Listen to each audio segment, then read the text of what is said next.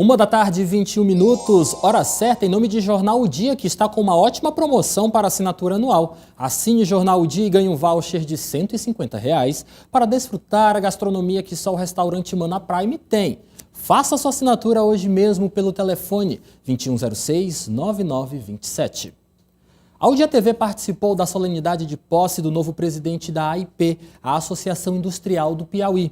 Ítalo Mota foi quem conversou com o novo presidente eleito para o triênio 2019-2021, Andrade Júnior, que falou das metas à frente da instituição. Confira. Quando a gente fala de indústria, o atual cenário da indústria, a gente pode dizer, não a nível de Piauí, mas de Brasil, como é que se configura? E acredito que planos, a partir de agora, virão muitos, né?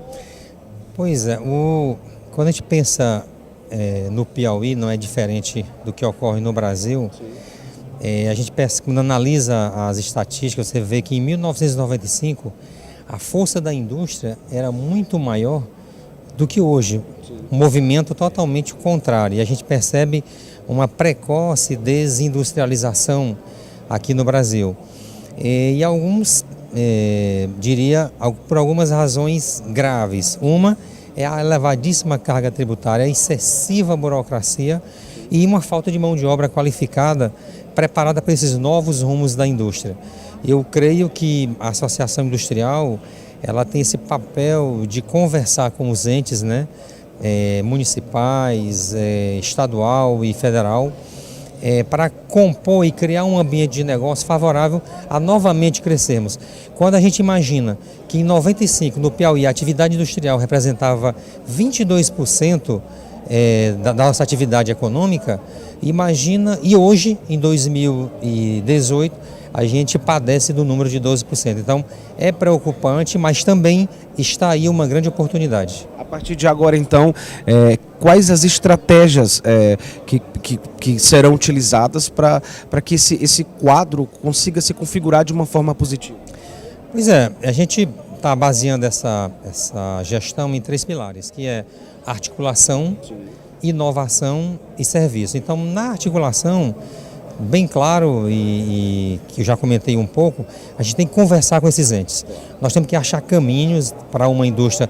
Os empresários querem, o governo necessita, o governo é incapaz, ele não tem mais capacidade de abrigar toda a demanda por trabalho e renda. Não existe, não tem mais condições. Na verdade, a gente imagina um Estado que diminua, que ele se preocupe na segurança, saúde e educação, esses 3 serviços básicos. E o resto, a iniciativa privada cuidará. Então, a articulação ela é de interesse de todas as partes e a gente crê nessa força desse trabalho. E a cobertura completa da posse da nova diretoria da AIP, Associação Industrial do Piauí, você confere no Melhor de Tudo com Ítalo Mota, todas as quintas-feiras, às 8h30 da noite, com reprise aos domingos, às 10 horas da manhã, só aqui na sua O Dia TV, canal 23.1. O deputado federal Júlio César se reuniu com o governador Wellington Dias. O objetivo era pleitear maior presença do PSD na administração estadual.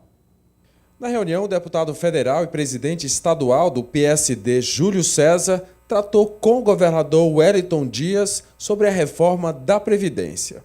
Levando uma emenda que nós apresentamos na reforma da Previdência. Por que nós apresentamos? Porque lá tem recursos que no passado era imposto de renda, que era dividido entre a União, estados e municípios. E transformar esse imposto de renda em contribuição social sobre o lucro das empresas. Então, nós apresentamos essa emenda. Eu sei que a União tem dificuldade, mas o presidente só fala em revisão do Pacto Federativo, o ministro da Economia só fala na revisão do Pacto Federativo, e nada melhor do que fazer essa revisão agora na reforma da Previdência e aumentar a participação dos estados e dos municípios. Aí você pergunta, o que vai representar para os estados? Os estados vão receber 16 bilhões pelo nosso projeto. E os municípios, 19 bilhões. Isso tem uma fração. Então, o 19 bilhões é praticamente 5 vezes o 1%. O 1% que dá para o município 06 no Piauí em torno de R$300 mil, vai dar 5 vezes 300, vai dar 1,5 milhão.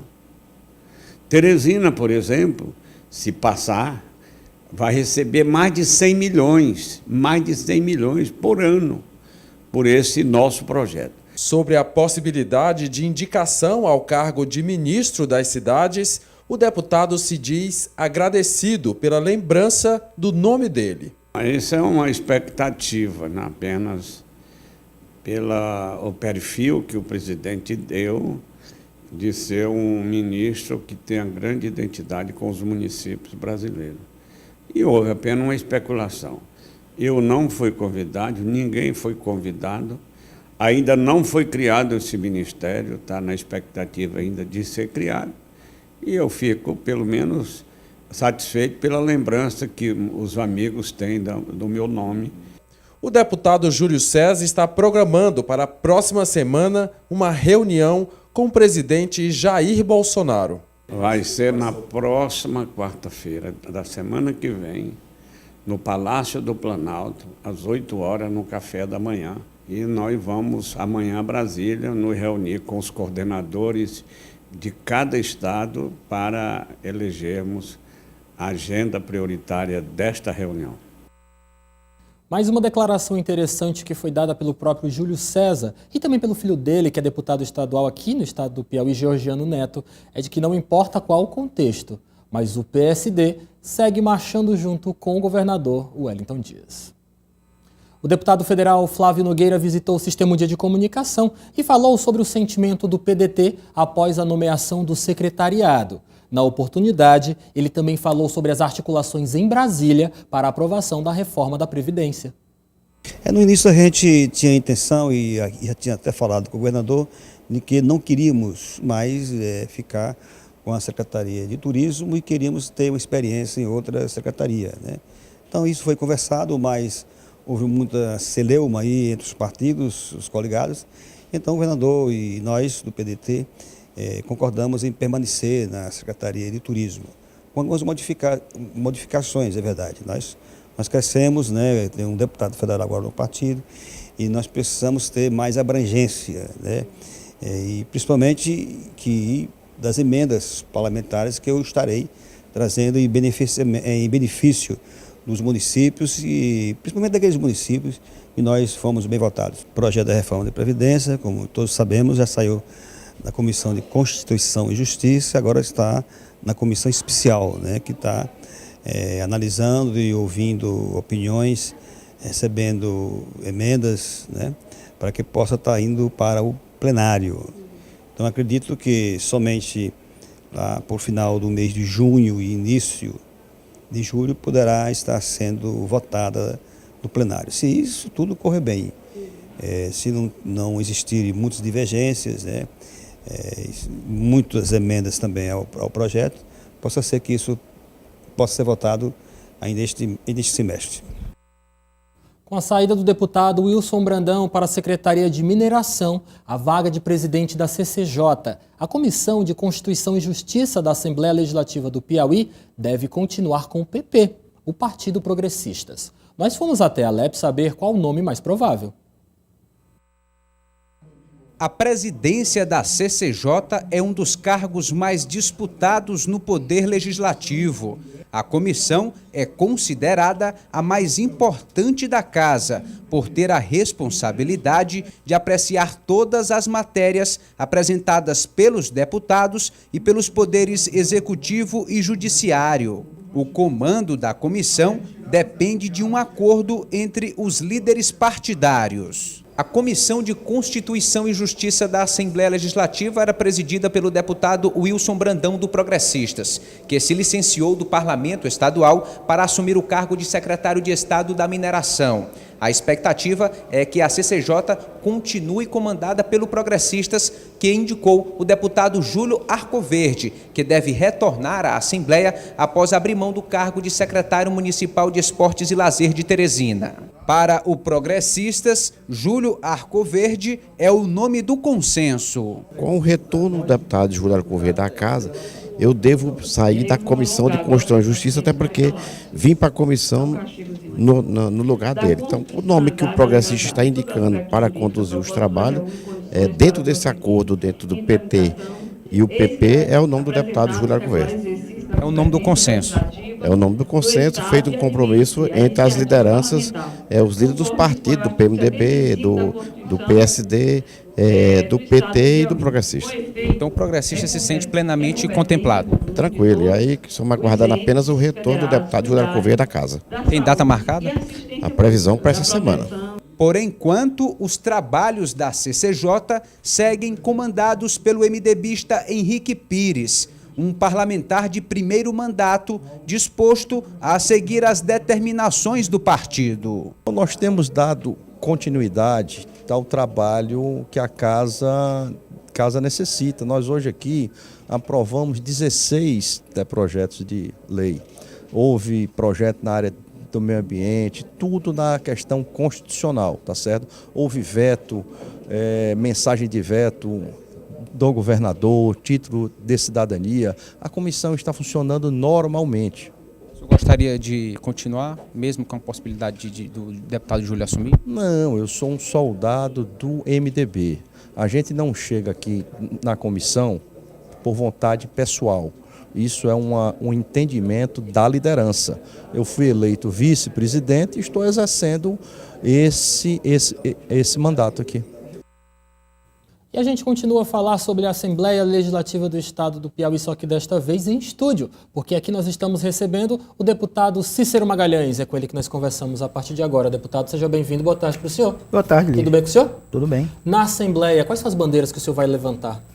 Bom, primeiro, uma boa tarde a todos os telespectadores do seu programa. Dizer assim, nós retornamos à Assembleia Sim. para um quarto mandato. E desses 4 mandatos, tenho a felicidade de 3 ser do Partido dos Trabalhadores, com o governador Wellington Dias. Né? Cheguei lá em 2007, depois 2011, 2015 e agora retorno à Assembleia. Primeiro assim, piauiense, o estado do Piauí não é o estado mais pobre da federação hoje. Sim. O estado do Piauí hoje, entendeu, melhorou muito, né, toda a infraestrutura. Existem as críticas? Existe. E isso é natural, faz parte do processo democrático. E quando elas são construtivas, elas ajudam, né? Mas nós não podemos esquecer que quando o governador Wellington Dias assumiu o governo do estado, lá em 2003, nós sabíamos que o estado do Piauí não tinha uma malha viária que funcionava, era de norte a sul, em todas as regiões. O Piauí, a falta da energia em todas as comunidades rurais do nosso estado, foi feito um trabalho no governo do ex-presidente Lula, depois com a ex-presidenta Dilma, e isso foi levado ao estado do Piauí. Então nós não podemos negar também a nossa origem. Sim. O Magalhães é de uma origem da classe trabalhadora. Eu sou comerciário de profissão, entendeu? Então, quando eu cheguei à Assembleia Legislativa, entendeu? Em 2007, nós estávamos com as bandeiras que hoje ainda precisamos reforçar para melhorar na questão da agricultura familiar, que nós defendemos, a questão do trabalhador rural como um todo. Mas hoje nós temos um trabalho mais abrangente, levar água onde não tem, ainda tem muitas comunidades rurais do nosso estado que ainda não tem água, ainda são muitos os trabalhadores rurais e também pessoas, né, do povo que precisa hoje, nesse momento do estado do Piauí, de uma proteção do estado na área da saúde, uma saúde mais próxima. Eu até fiquei feliz na primeira reunião que tive com o governador Wellington Dias, sexta-feira próxima passada, ele falando da preocupação dele, né, de fortalecer os hospitais regionais, os hospitais do estado, que são cerca de mais ou menos 30 hospitais, sim, um pouco mais, para fortalecer a questão da saúde nos municípios. E isso é importante, porque quem mora lá, no município que nem Picos, eu lembro que eu, na Assembleia Legislativa, nós demos entrada em um projeto que foi tornado lei, a questão de trabalhar uma condição na área da oncologia, para que os diagnósticos eles apareçam com mais rapidez para poder melhorar a questão, né, do homem, da mulher piauiense lá mais perto dele. Quanto mais cedo o diagnóstico, mais fácil está se trabalhando, né, a solução e a pessoa ficar, na verdade, fazer um tratamento que venha extirpar o problema que ele tem. Então nós fizemos um trabalho nessa área da oncologia e isso está sendo feito, e o governador já disse que vai melhorar cada vez mais a situação dos hospitais no interior do estado. E aliviando assim também, né, deputado, a questão do próprio atendimento aqui em Teresina, não é isso? Porque Teresina já tem os seus, tem a região metropolitana, atende muita gente de Timon, do estado do Maranhão, de outros estados. Fortalecendo a saúde no interior, alivia também na capital.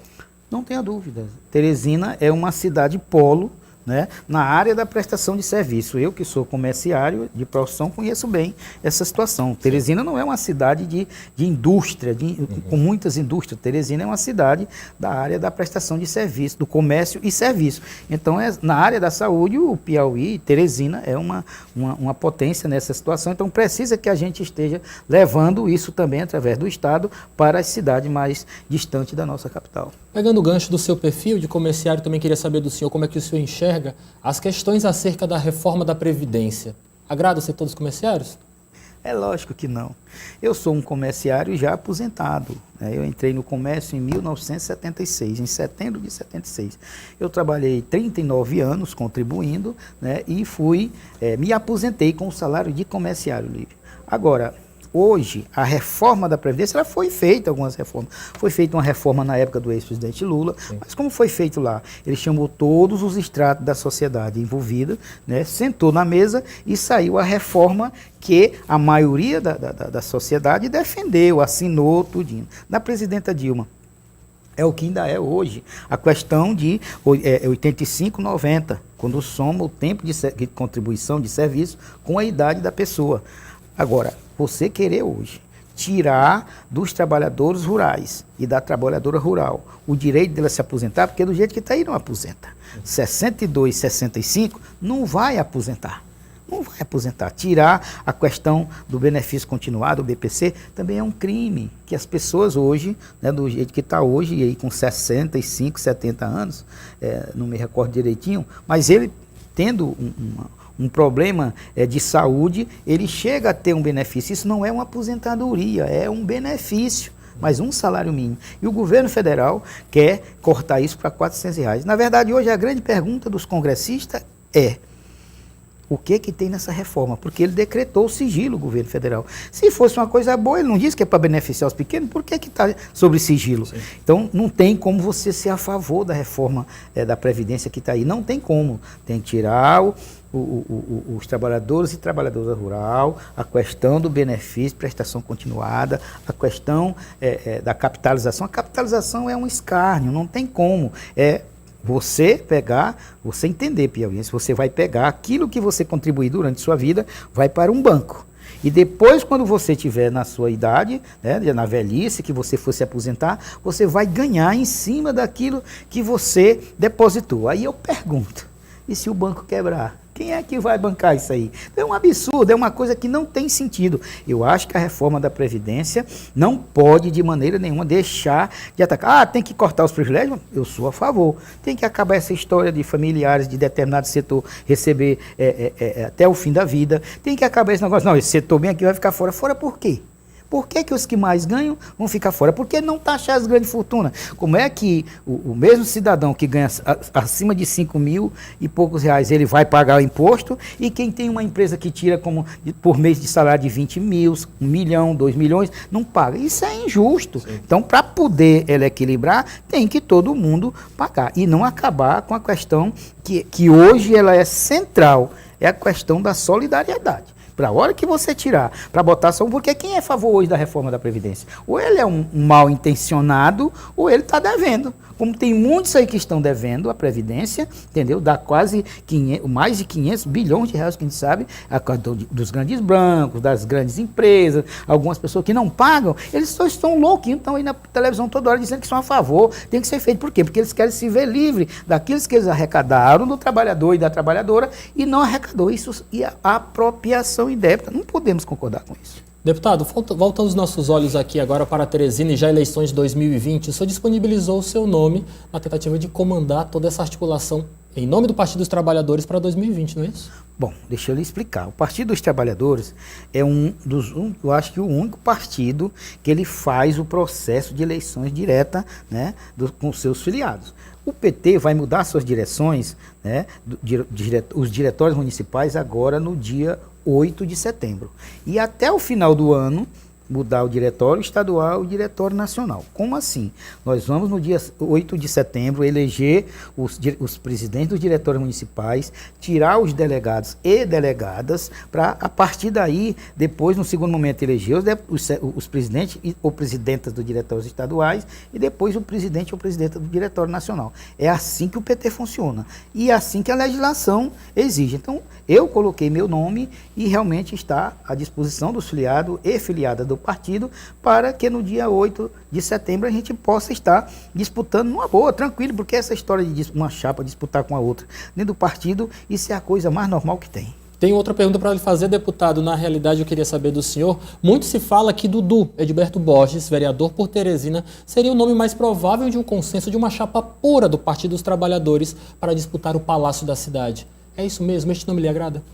Deixa eu lhe dizer, o Dudu é um amigo, é um companheiro, é um irmão, entendeu? Eu tenho visto o debate aí, ele colocou o nome dele à disposição do partido. Eu acho interessante o debate nesse momento, mas eu estou nesse momento agora, até setembro, mais preocupado na discussão sobre o PED, que é o processo de eleição direta, e sobre trabalhar também uma condição de termos uma chapa de pré-candidatos e pré-candidatos a vereadores e vereadoras para poder a gente estar fortalecendo o partido. Essa questão da chapa majoritária, ele é um nome do partido, é filiado, é um companheiro, não desmerece em nada ele ser pré-candidato e depois até candidato do partido. Só que é uma discussão em um segundo momento, para mim.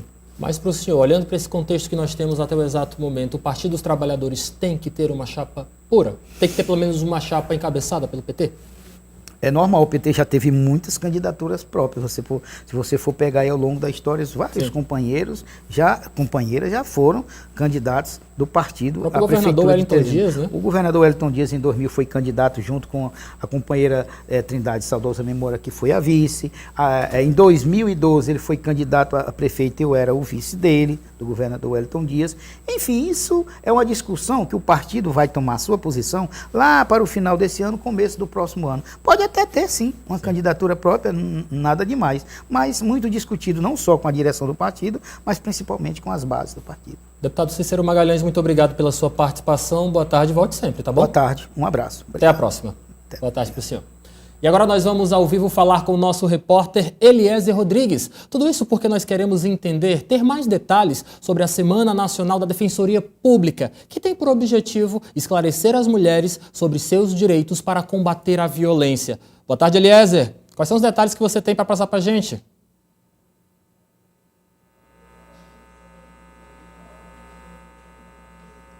Olá, boa tarde, Lívio Galeno, boa tarde aos telespectadores que acompanham a nossa programação. Lívio, a Defensoria Pública do Piauí entra em uma programação nacional, como você colocou, com o tema Em Defesa Delas.